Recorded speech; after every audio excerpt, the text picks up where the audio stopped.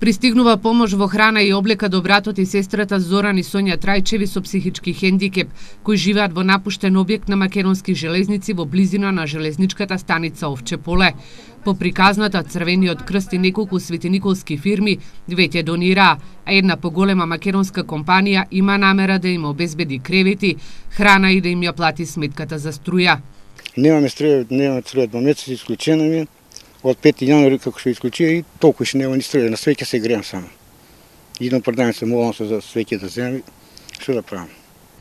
Братот и сестрата живеат во крајно субстандарни услови со социјална помош од 1900 денари. Отфрлени од зедницата, Зоран и Сонја во објектот немаат ниту вода, а околу него се шири неподнослива реа. Во овој објект живеат цели 40 години. Сонја пред повеќе од 1 месец доживеала мозочен удар. Во условите во кои живеат не може брзо да закрепне. Затоа и незиниот брат побара некој од државните институции или домови да ја сместат со цел да ја добие потребната нега. Министерот за труд и социјална политика Ибрахим Ибрахими најави дека ќе преземат конкретни чекори со цел на Сонја да и се обезбеди сместување во државна институција додека не закрепне, а службите од Свети Николе ќе излезат на терен со цел да им се обезбеди дополнителна помош.